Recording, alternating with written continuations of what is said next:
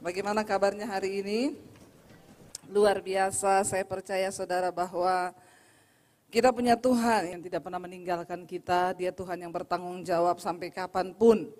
Dia tidak akan pernah meninggalkan kita. Namun seringkali ada orang-orang yang merasa bahwa Tuhan meninggalkan. Seringkali ada orang-orang yang merasa, Bu, saya sudah begini, saya begitu, tapi kenapa keadaan saya tidak berubah?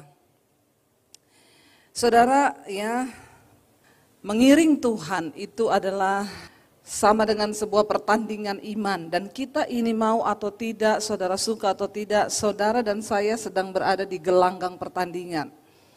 Dan firman Tuhan berkata semua orang yang ada dalamnya harus berlari begitu rupa untuk kita memperoleh mahkota itu. Dan firman Tuhan berkata, mari kita bertanding dalam pertandingan iman yang benar dan merebut hadiah yaitu hidup yang kekal. Yang namanya merebut itu tentunya ada lawan yang harus ya kita lawan untuk kita bisa merebut. Ya, kata merebut itu mengambil, dengan bagaimanapun saya harus merebut. Kenapa? Karena ada iblis yang ingin selalu membuat kita kalah, ada iblis yang ingin selalu membuat kita menyerah di tengah jalan. Seringkali iblis itu tahu, ya di tengah perjuangan kita iblis ingin, ya ingat saudara kita ini punya musuh di dalam hidup kita, pengiringan kita kepada Kristus ada musuh, ya musuh itu siapa? Iblis yang selalu ingin merebut sesuatu yang sudah Tuhan berikan buat kita, yaitu hidup yang kekal, ya. Tetapi kita harus menetapkan hati kita harus menetapkan iman kita supaya kita ini menang sampai di garis akhir, katakan amin. Jangan menyerah di tengah jalan, seberat apapun. Ya banyak yang berkata, saya sudah tidak kuat Bu, saya mau pilih menyerah. Ya karena ada musuh yang ingin menggagalkan rencana Tuhan atas hidup kita.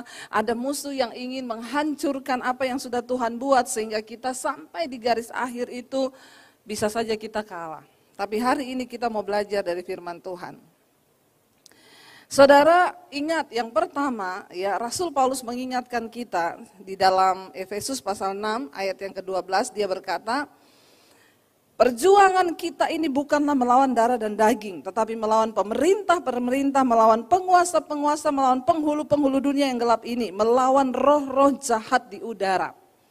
Yang pertama yang harus saudara dan saya ingat bahwa perjuangan kita di dunia ini bukan melawan manusia, bukan melawan sesuatu yang kelihatan, tapi kita sedang berjuang melawan sebuah kuasa yang tidak terlihat, yaitu roh-roh jahat, penghulu-penghulu, pemerintah-pemerintah yang ada di udara, kata firman Tuhan. Jadi memang tidak mudah. Kenapa? Musuh kita tidak terlihat. Karena itu orang-orang yang akan menang dalam pertandingan iman hanya mereka yang berhasil membangun manusia rohnya menjadi kuat. Katakan manusia roh. Ya, saudara mungkin bisa kuat secara fisik, tetapi saudara tidak akan pernah bisa memenangkan pertandingan iman dengan memakai kekuatan fisik, bahkan logika kita. Ingat kita sedang berada di salah satu pertandingan di alam roh. Jadi tidak ada cara lain untuk kita bisa menang. Bangun manusia rohanimu menjadi kuat di dalam Tuhan. Katakan amin. Berapa puluh tahun engkau jadi Kristen itu tidak menjadi jaminan engkau menang dalam pertandingan iman. Ya, tetapi siapa yang sudah membangun manusia rohnya, ketika manusia roh kita kuat, maka kita akan bisa mengalahkan setiap pertandingan. Kita hidup di alam nyata, tetapi tanpa kita sadari saudara bahwa Tuhan itu memanggil kita berperang di alam roh, ya. Dan kenapa banyak orang Kristen kalah? Karena mereka tidak pernah mengetahui rahasia ini bahwa Rasul Paulus bilang perjuangan kita bukan melawan darah dan daging, tapi semua diawali dari alam roh. Kalau rohmu kuat, maka engkau bisa mengambil alih dunia nyata ini. Bagaimana ketika kita memasuki masa pandemi? Ya apa yang ada di benak saya cuma bisa melihat yang kelihatan. Mungkin yang terburuk adalah kami akan jual rumah di Jakarta lalu kami kembali ke Solo. Karena memang tidak ada harapan di depan. Tapi apa yang saya lakukan? Setiap kali iblis datang menuduh hidup saya, sudah ya nanti jual rumah pulang ke Solo. Bagaimana kamu menghadapi hidup ke depan, kamu sudah tidak ada harapan lagi. Saya terus berkatakan, iblis, aku percaya, aku pernah melewati banyak masa sulit, tapi Tuhan itu menyertai. Dan saya juga percaya, sekalipun tidak terlihat di depan saya akan seperti apa, tapi aku percaya firman Tuhan sanggup menjadikan apa yang tidak ada menjadi ada. Keadaan terus berubah, tapi engkau harus percaya Tuhan tidak berubah. Alam nyata itu akan mengikuti alam rohmu. Saya tidak mengizinkan sedikit pun iblis menuduh saya, mengintimidasi saya dengan ketakutan, dengan apapun. Bahkan saya perkatakan iblis, sekalipun mungkin saya akan kehilangan rumah tahun ini, saya akan tetap berkata Tuhan itu baik. Terus saya perkatakan saudara, yang tadinya kita berpikir kita akan jual rumah, hari ini saya mau bersaksi, kita nggak jadi jual rumah, kita malah beli rumah lagi di Jakarta. Tepuk tangan buat Tuhan.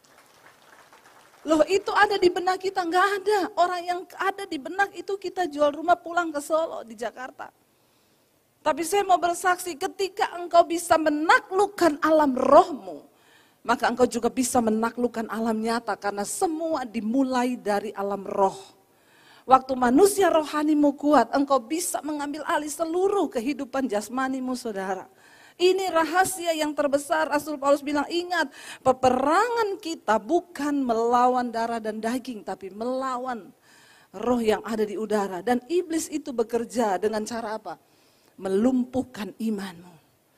Makanya Rasul Paulus itu mengingatkan kepada kita, mari kita buka mata rohani kita. Perjuangan kita bukan musuhmu itu, bukan istrimu, bukan suamimu, bukan orang tuamu. Musuh kita yang sesungguhnya itu iblis yang berada di dalam manusia, itu yang ingin membuat hancur manusia rohani kita.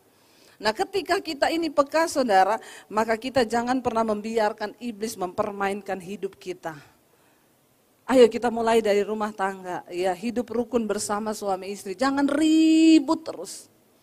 Kalau engkau ribut-ribut terus berarti engkau tidak mengerti akan arti dari firman ini, bahwa peperanganmu itu bukan istrimu, bukan suamimu, bukan mertuamu, bukan saudara iparmu, musuhmu, tetapi roh yang ada di udara.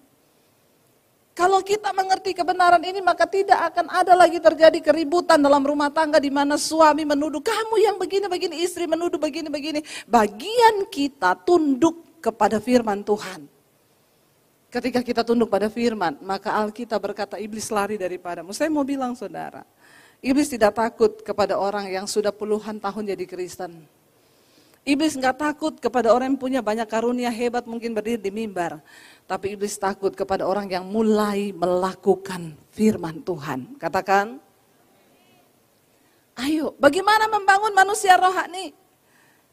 Mulai perkatakan firman, lakukan firman. Ya, sampai hidupmu mengalami perubahan. Ya, yang pertama sadarilah bahwa musuh kita bukan melawan darah dan daging. Yang kedua, konsep kemenangan itu kita harus rubah. Kalau konsep dunia ini itu menang, itu berarti ya kalau ada orang fitnah kita lalu kita balas jahat sama dia, wah saya menang, saya berhasil penjarakan dia, kapok dia. Enggak, kemenangan itu di mata Tuhan ketika engkau difitnah, engkau berlutut, engkau lepaskan pengampunan, engkau berdoa, engkau menang di mata Tuhan. Mari kita mulai membuang konsep kemenangan secara manusia yang selama ini kita pikir, oh kalau saya berhasil membalas hidupnya, lalu dia bisa hancur hidupnya, berarti saya yang menang. Enggak saudara, hukum Tuhan dan hukum dunia itu berbeda. Mari kita menyadari bahwa orang yang berkata itu kita lebih dari pemenang. Ketika kita mau menjadi pemenang berarti kan kita harus melewati pertempuran. Ya, kalau orang berkata oh hidup nyaman itu, hidup disertai Tuhan itu aman, tidak ada masalah, hidupnya itu enak, masalahnya enggak ada. Ya, kalau orang berkata berarti Tuhan menyertai dia. Enggak. Alkitab berkata berbahagialah jika kamu itu jatuh dalam berbagai-bagai pencobaan. Karena engkau tahu bahwa ujian terhadap imanmu itu menimbulkan ketekunan. Nah ketika kita ini jatuh dalam masalah pencobaan, mari kita mulai mengimani bahwa Tuhan sedang membentuk hidup kita. Ya, jadi saya berdoa di sini tidak ada orang Kristen yang ya mau cari yang enak, pokoknya semua yang instan ya. Makanya kalau orang datang sama saya, Bu doakan saya ada masalah. Masalah apa? Masalah gini. Terus mau didoakan apa? Biar cepat selesai. Saya bilang enggak. Saya tidak akan berdoa supaya masalahmu cepat selesai. Saya berdoa supaya engkau mengerti apa maksud Tuhan di balik semua masalah yang sedang engkau hadapi. Karena goalnya itu di situ. Jadi goalnya sebagai orang percaya menang itu bukan berarti masalahmu selesai dulu. Enggak, kenapa? Karena di dalam setiap persoalan yang kita hadapi, Tuhan sedang berbicara. Dan dia sedang menyampaikan sesuatu, ada maksud Tuhan di balik masalah yang kita hadapi. Ketika orang cuma pengen cepat-cepat keluar dari masalah itu, tapi engkau tidak menangkap maksud Tuhan di dalamnya, engkau akan jatuh di masalah yang sama lagi. Contoh, ada orang jatuh dalam masalah keuangan. Saya bilang jangan buru-buru berdoa, minta Tuhan selesaikan masalahmu. Apa rencana Tuhan di balik masalah yang sedang engkau hadapi hari ini? Coba engkau temukan dulu apa yang Tuhan mau. Lalu dia mulai merenung, ya, karena banyak orang itu ketika menghadapi masalah dia cari pendeta, minta didoakan dengan harapan supaya masalah keuangannya cepat selesai. Dia pikir ketika selesai ada orang pinjamin dia uang lalu dia selesaikan, sudah. Kalau engkau tidak menangkap maksud Tuhan di balik masalah itu, engkau akan jatuh lagi di kemudian hari. Tuhan melatih kita berperang dari satu masalah kepada masalah supaya engkau mengambil hikmahnya. Makanya Alkitab berkata, berbahagialah apabila engkau jatuh dalam berbagai-bagai pencobaan. Karena engkau tahu bahwa maksud semuanya itu untuk menyatakan kemurnian imanmu di hadapan Tuhan. Amin. Ketika saya berkata, Ibu, Bapak, cari tahu apa maksud Tuhan di balik masalah ini. Lalu mereka mulai merenung, iya Bu, kami ini terlalu tergesa-gesa memutuskan sesuatu karena pengen cepat kaya. Karena banyak orang berpikir bahwa kalau kaya itu hidupnya bahagia. Saudara, bukan bahagia yang bisa bikin kita kaya. Bukan kaya yang bisa bikin kita bahagia. Banyak orang kaya tapi enggak bahagia. Jadi ketika engkau berpikir bahwa kekayaan akan membuat hidupmu bahagia, engkau salah. Engkau sedang tersesat. Karena kebahagiaan yang sesungguhnya itu bukan terletak pada kekayaan, tetapi ketika engkau mengerti maksud Tuhan di dalam hidupmu. Orang yang paling berbahagia di dunia ini adalah orang yang mengerti rencana Tuhan atas kehidupannya. Sekalipun engkau kaya, kalau engkau tidak pernah mengerti rencana Tuhan atas hidupmu, maaf, engkau sedang tersesat. Di dalam kita bertanding ada faktor waktu yang harus kita ingat. Hidup kita ada time limitnya, tidak untuk selamanya kita hidup. Karena itu di waktu yang singkat ini, mari kita mulai berpikir, Tuhan, apa kehendak-Mu bagi hidupku? Di dalam setiap masalah, apa maksud-Mu di masalah ini Tuhan? Kalau kita difitnah orang, kita masih balas, kita masih sakit hati, ya, kita tidak menyelesaikan masalah, kita akan menghadapi lagi ke depan, ya, kita akan dilakukan yang sama sampai kita lulus ujian. Ya, sekarang saya sudah tidak mempan, sudah tidak merasa sakit hati. Orang mau fitnah saya, orang mau merendahkan saya, sekarang saya tersenyum, saudara. Kalau ada orang fitnah saya, sekarang saya tersenyum, saya cuma bilang, kasihan ya dia. Bukankah kita nikmat ketika kita hidup sudah sampai di level, kenapa? Karena saya ini sudah direndahkan, sudah mengalami proses yang benar-benar rendah. Kalau kita sudah jadi seperti keset, kita sudah paling ada di tempat terendah, kan siapa lagi yang mau merendahkan kita? Itu loh maksud Tuhan. Ketika engkau sudah diproses, enak hidupmu. Engkau tidak perlu merasa marah, tersinggung. Ya, jadi engkau konsep kemenangan bagi orang percaya bukan waktu engkau bisa balas kepada orang lain. Tapi ketika engkau bisa menundukkan dirimu, melepaskan hakmu untuk engkau mengikut Tuhan. Dan engkau menemukan kehendak dan rencana Tuhan di dalam hidupmu, itu yang terbaik. Ya, makanya ayat ini berkata saudara ya, Rasul Paulus bilang ya bahwa kita ini harus melihat lebih dari semuanya itu, konsep kemenangan kita sebagai orang percaya itu kita harus rubah. Jangan berpikir, oh waktu masalah keuangan saya selesai itu saya sudah menang, belum. Waktu engkau belum menemukan rencana Tuhan di dalamnya, engkau tidak akan pernah menang. Ketika engkau satu saat sudah kaya, engkau akan jatuh lagi di lubang yang sama. Makanya ada orang berkali-kali jatuh di lubang yang sama. Masalah keuangan jatuh lagi. Masalah seks dia jatuh lagi. Berselingkuh dia jatuh lagi. Dia tidak pernah menang. Kenapa? Karena dia tidak pernah mengambil hikmah di balik semua yang dia alami. Apa yang kita hadapi sekarang, percayalah Tuhan turut bekerja di dalamnya untuk mendatangkan kebaikan di hidup kita. Dan jangan pernah menyerah, saudara. Yang pertama tadi, ingat kita punya musuh, dan musuh kita itu ya bukan darah dan daging, musuh kita tidak terlihat. Yang kedua, perbaiki konsep kemenangan kita di hadapan Tuhan. Karena prinsip Tuhan dan prinsip dunia ini selalu bertolak belakang. Ya, menang bukan berarti kita bisa mengalahkan orang lain, tapi menang kita bisa mengalahkan diri kita sendiri dan tunduk kepada kehendak Tuhan. Roma pasal 8 ayat yang ke-31, ya, firman Tuhan berkata begini, saudara. Sebab itu apakah yang akan kita katakan tentang semuanya itu? Jika Allah di pihak kita, siapa yang akan melawan kita? Kunci kemenangan yang berikutnya adalah pastikan bahwa Tuhan ada di dalam hidupmu.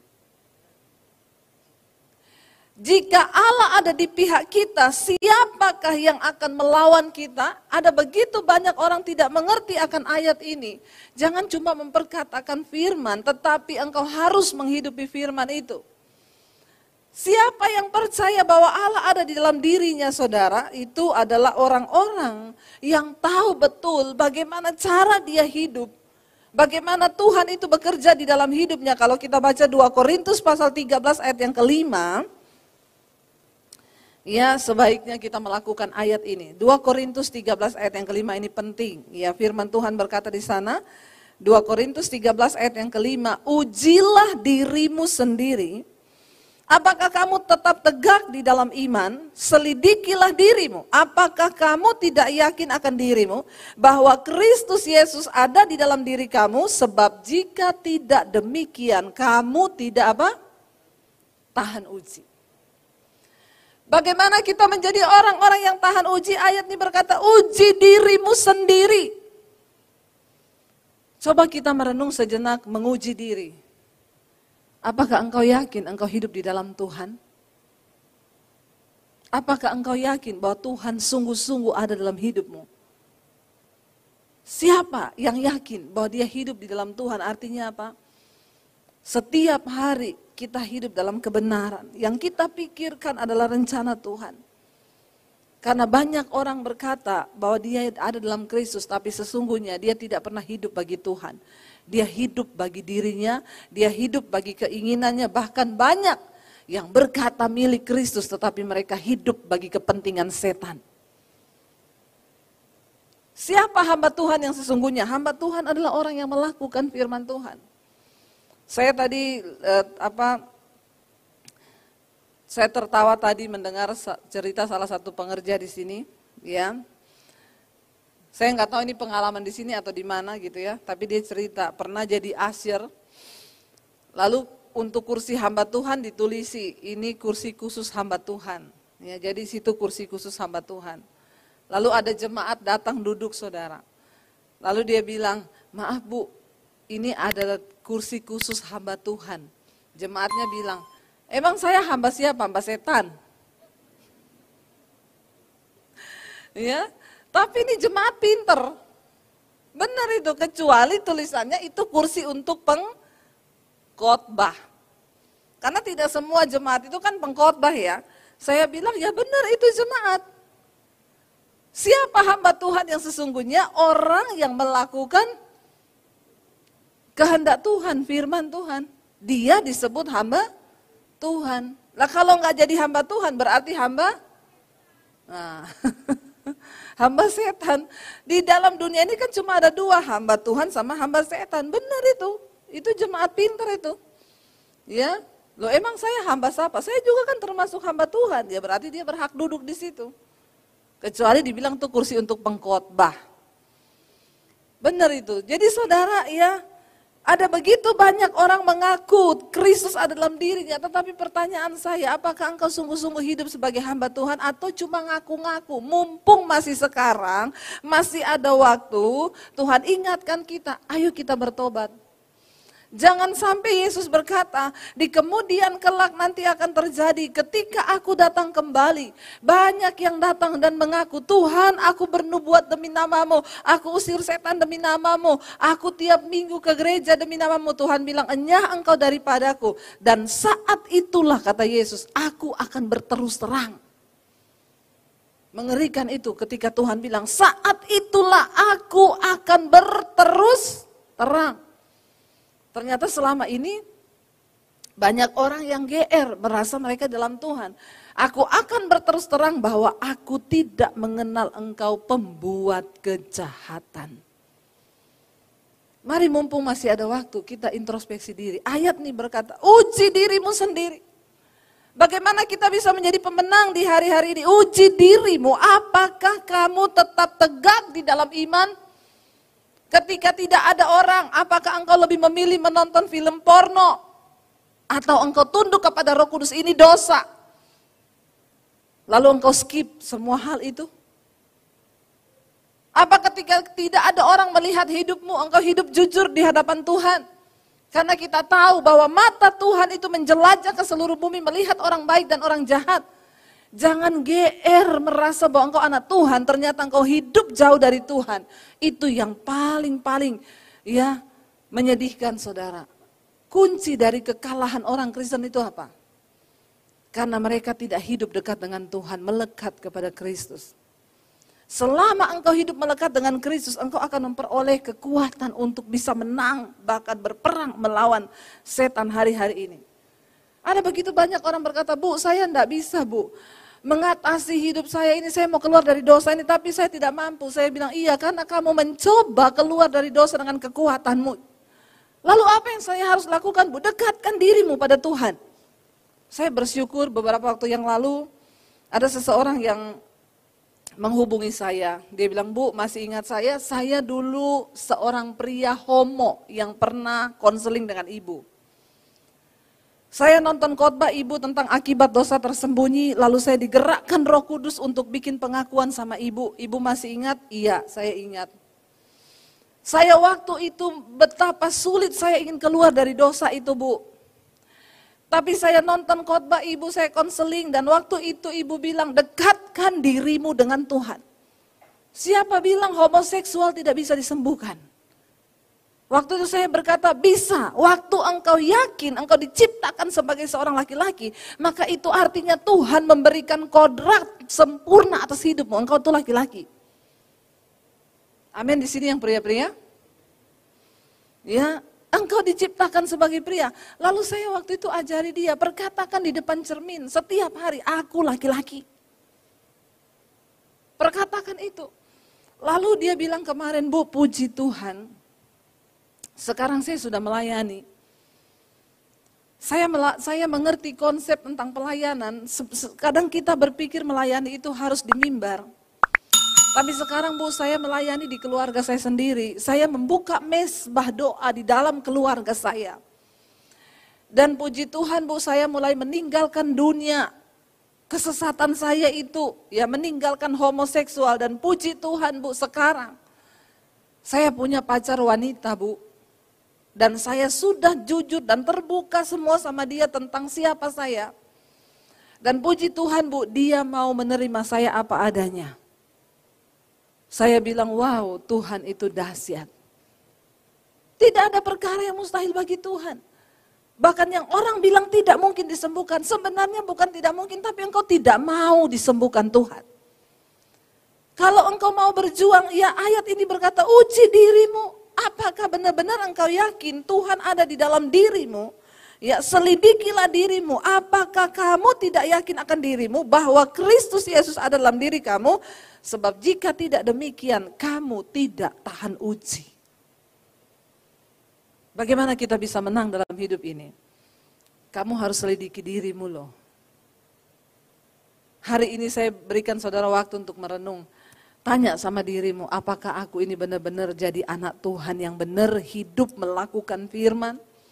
Tunduk pada kehendak Tuhan, atau aku ngaku Kristen tapi aku hidup bagi diriku sendiri, atau mungkin aku hidup bagi dosa.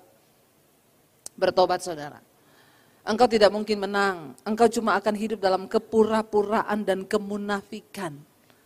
Kalau engkau jadi Kristen yang tidak melakukan firman. Ya, ayat ini berkata uji dirimu. Itu penting, ya. Kenapa saudara? Karena dalam 1 Korintus pasal 3 ayat yang ke-13 dikatakan. 1 Korintus 3:13, sekali kelak pekerjaan masing-masing orang itu akan nampak. Karena hari Tuhan akan menyatakannya, sebab ia akan nampak dengan api. Dan bagaimana pekerjaan masing-masing orang itu akan diuji oleh api itu. Jadi percuma kita hidup dalam kemunafikan, percuma kita hidup di dalam kepura-puraan, karena satu saat kelak semua hidup saudara dan saya itu akan diuji. Waktu Kristus Yesus datang, setiap kita akan berdiri di hadapan pengadilan Kristus untuk mempertanggungjawabkan semua tentang hidup kita. Ya, dan satu saat kelak firman ini berkata, pekerjaan masing-masing orang akan nampak karena hari Tuhanlah yang akan menyatakannya. Mari kita persiapkan diri kita saudara. Kita melihat hari-hari ini kita sedang ada di hari-hari pemurnian, ini adalah hari-hari terakhir. Jangan sampai ada di antara kita yang gugur di tengah jalan. Mari kita mau berkata, Tuhan kami mau menjadi pemenang iman sampai di garis akhir. Kita mau berkata kepada Tuhan ya. Mari kita yakinkan diri kita. Kita mau berkata bahwa Kristus ada dalam diri kita ya. Siapakah ayat tadi Roma 8 ayat 31. Ya, sebab itu apakah yang akan kita katakan tentang semuanya itu? Jika Allah di pihak kita, siapa yang akan melawan kita? Ya, saya bilang hidup kudus itu enak, hidup kudus itu gampang. Waktu kita dekat dengan Tuhan. Bagian kita hanya mendekatkan diri dengan Tuhan. Ya, pria yang homoseksual itu saya bilang, engkau tidak mungkin bisa melakukan dengan kekuatanmu. Yang harus engkau lakukan sekarang, bangun manusia rohanimu, dekatkan dirimu dengan Tuhan. Karena ketika engkau berusaha dengan kekuatanmu sebagai manusia, engkau stres, engkau jatuh dan jatuh lagi. Tapi ketika engkau membangun hubunganmu dengan Tuhan, apa yang tidak sanggup dilakukan oleh engkau karena keterbatasanmu sebagai manusia, itu akan dilakukan oleh Allah di dalam diri kita saudara. Karena kita punya Tuhan yang hebat ya. Ayat yang ke-32 Roma 8 ayat 32, ia yang tidak menyayangkan anaknya sendiri tetapi yang menyerahkannya bagi kita semua. Bagaimanakah mungkin ia tidak mengaruniakan segala sesuatu kepada kita bersama-sama dengan dia, sedangkan Kristus diberi buat saudara dan saya. Apalagi kalau cuma kebutuhan hidup kita, Tuhan terlalu sanggup. Tapi pertanyaannya, apakah engkau benar-benar ada di dalam dia? Seringkali firman Tuhan berkata, bukan mataku yang kurang tajam melihat kebutuhan hidupmu, bukan tanganku yang kurang panjang untuk menolong engkau, tetapi dosa dan kejahatanmu itu yang menghambat yang baik daripadamu. Kenapa kita tidak mengalami masa-masa yang baik dalam hidup kita? Karena ada penghalang berkat di dalam hidup kita, dosa dan kejahatan kita. Mari kita mulai bertobat, tidak ada pilihan lain saudara, selain kita hidup di dalam perkenanan Tuhan. Ayat 33, siapakah yang akan menggugat orang pilihan Allah? Allah yang membenarkan mereka, siapa yang dapat menghukum mereka? Kalau kita benar-benar ada dalam Kristus, siapa yang bisa menggugat kita? Bahkan Tuhan pun tidak menggugat kita, karena dialah yang membenarkan kita, apalagi iblis. Iblis tidak akan pernah mampu menggugat hidupmu ketika engkau tunduk kepada kebenaran. Iblis tidak akan pernah bisa membujuk engkau ketika pikiranmu engkau isi dengan firman. Dan engkau tidak beri ruang di dalam pikiranmu untuk iblis boleh bekerja sama dalam hidup kita. Ya, ayat yang ke-34, Kristus Yesus yang telah mati, bahkan lebih lagi yang telah bangkit, yang juga duduk di sebelah kanan Allah, yang malah menjadi pembela bagi kita. Siapa yang akan menggugat kita kalau kita hidup di dalam Tuhan? Apalagi Kristus, dia tidak akan menggugat kita karena dia bahkan mati dan bangkit bagi saudara dan saya. Ayat yang ke-35, siapakah yang akan memisahkan kita dari kasih Kristus? Penindasan atau kesesakan atau penganiayaan atau kelaparan atau ketelanjangan atau bahaya atau pedang?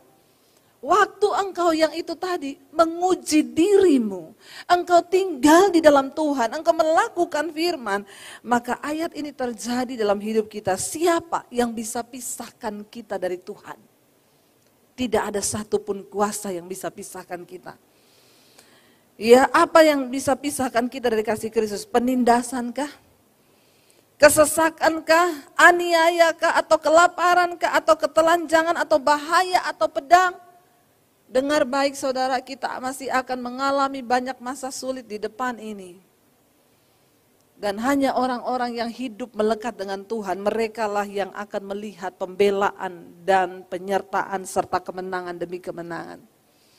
Kenapa banyak orang-orang yang menang ketika dianiaya pun mereka tetap percaya kepada Kristus?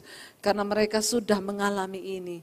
Mereka menguji dirinya dan yakin bahwa Tuhan ada dalam hidupnya. Dan itu cukup. Bagi kita itu saudara, sebenarnya bagi Tuhan itu menjawab masalahmu, menjawab pergumulanmu. Saya itu melihat begitu gampang bagi Tuhan. Saya mau tanya saudara, yang punya uang, yang punya kekayaan di dunia ini siapa? Semuanya akan datang dari Tuhan kan? Tetapi ketika engkau mencari segala sesuatu itu dan menghabiskan semua tenagamu untuk mencari itu, maka sia-sia hidupmu. Tapi ketika kita sungguh-sungguh mencari Tuhan, kita nggak perlu mencari apa lagi. Tuhan bilang itu bonus yang akan aku berikan. Ketika engkau setia. Dan Tuhan itu sanggup membukakan pintu berkat dengan hal-hal bahkan yang tidak pernah kita pikirkan. Jangan jadi orang Kristen yang terus menuntut Tuhan dengan berkat. Karena banyak orang Kristen itu mengidentikan penyertaan Tuhan itu dengan berkat jasmani. Kita berpikir bahwa uang dan uanglah yang menjadi tolak ukur Tuhan menyertai kita. Bertobat saudara. Perkenanan Tuhan. Ya itu cuma bonus. Uang semua yang engkau miliki. Aduh saya ini sudah mengalami bagaimana Tuhan itu menyertai. Tapi di dalam segala peristiwa itu Tuhan tuh turut bekerja. Satu kali jadi kami tuh lagi bangun rumah di Jakarta, bangun studio saudara. Ya, singkat cerita, uang saya dibawa lari.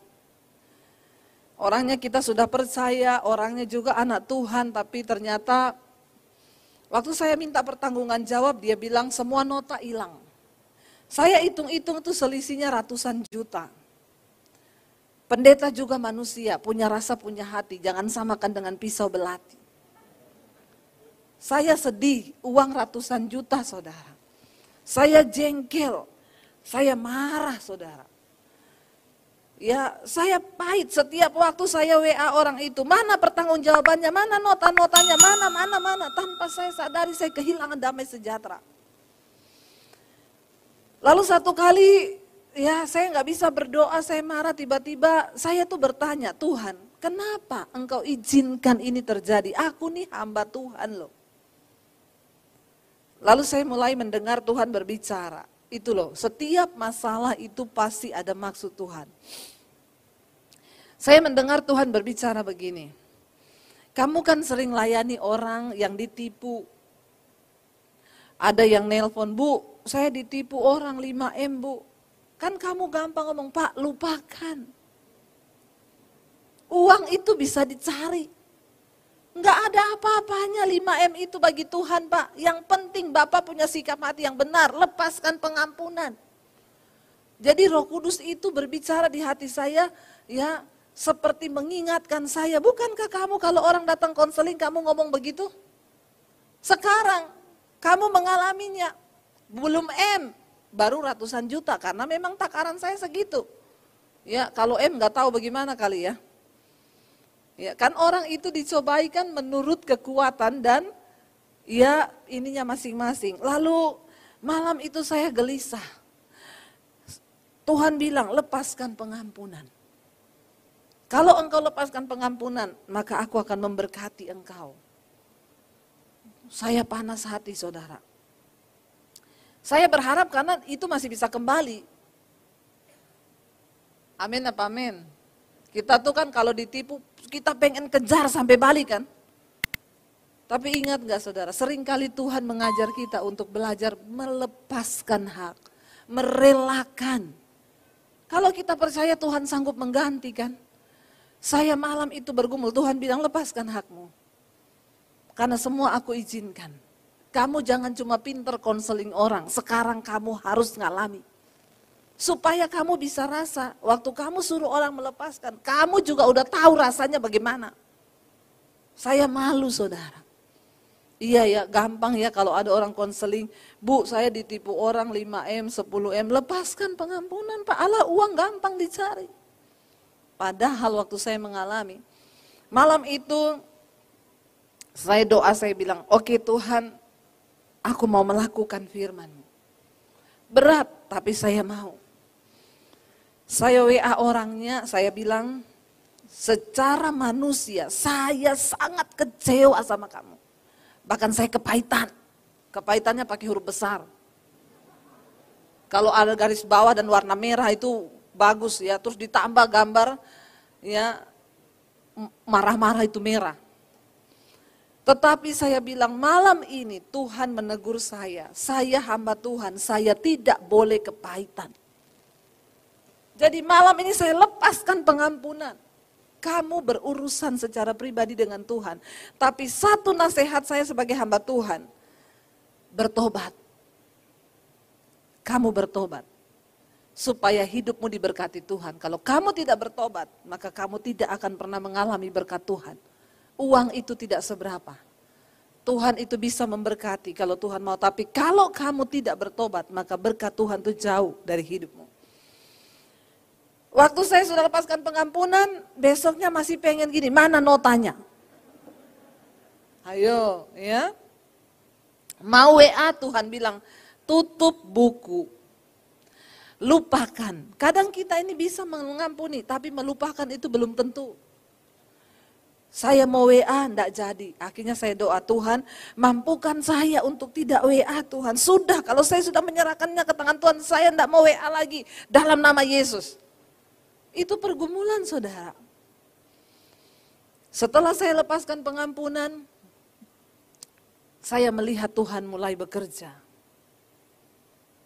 Saudara, untuk pembangunan studio kami tiba-tiba ada orang yang tergerak. Ya, dan semua biaya ditutup. Itu lebih berkali lipat daripada apa yang hilang. Yang pernah hilang. Saya tuh baru ngomong ke suami saya nanti kalau sudah selesai pandemi saya mau beli mobil ya, karena mobil kita cuma satu. Kadang kalau dia pakai saya pelayanan naik Grab. Ya bolehlah saya beli satu mobil kecil, ya udah kita lihat-lihat saudara, akhirnya dapat mobil. Saya DP 10 juta, dia bilang nanti akhir Oktober Bu mobilnya datang. Kita pulang berapa hari kemudian ada yang WA, Bu saya Shalom Ibu, saya mau minta maaf ya Bu, kenapa? Saya disuruh Tuhan beli mobil buat Ibu. Itu minta maaf loh. Keren ya saudara. Dia sebut angkanya yang harganya sekitar sekian. Itu sama dengan mobil yang saya lagi DP. Terus saya bilang, loh kenapa? Dia bilang, Bu saya bersyukur saya bisa menemukan channel khotbah Ibu. Ketika pertama kali saya menemukan channel khotbah Ibu, itu saya dalam keadaan uang saya ditipu sama teman. Sekitar berapa M. Lalu saya berat untuk melepaskan pengampunan, saya pahit, hidup saya terpuruk. Orang itu kalau jengkel pahit, udah nggak bisa kerja, nggak sehat. Malah yang lain-lainnya itulah cara setan menipu. Lalu ketika saya nonton khotbah ibu ngomong lepaskan pengampunan. Uang itu Tuhan bisa kembalikan asal kita mau melakukan firman. Saya lepaskan pengampunan Bu. Dan ibu tahu di masa pandemi Tuhan berkati saya itu berlipat kali ganda dari yang hilang itu. Dan saya merasa berhutang kepada Tuhan. Dan Tuhan menyuruh menggerakkan saya untuk beli mobil buat ibu. Jadi bulan Oktober akhirnya mobil itu datang. Tepuk tangan buat Tuhan. Saudara, ketika kita taat loh, kemenangan itu apakah bagi saya kemenangan kalau dia balikin uang itu? Itu kemenangan tadinya, makanya saya tiap hari WA, mana nota-notanya, mana? Ya. Saya WA lagi besoknya, kalau saya hitung-hitung kamu itu masih bawa uang saya sekian ratus juta loh. Waktu saya sebut begitu, tambah panas nggak hati? Tambah panas. Tambah jengkel nggak? Tambah jengkel. Jawabannya cuma udah hilang nota-notanya. Tambah marah nggak? Marah. Tapi ketika Tuhan ngomong, lepaskan hakmu.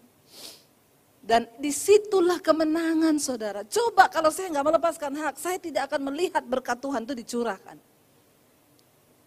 Hello, kita kan punya iman bahwa kita punya Tuhan yang hebat. Tapi seringkali kita tidak mengalami itu. Kenapa? Karena engkau masih mempertahankan hakmu. Tapi kalau engkau mau melihat kemenangan hari-hari ini, lepaskan hakmu. Biarkan Tuhan yang berperkara.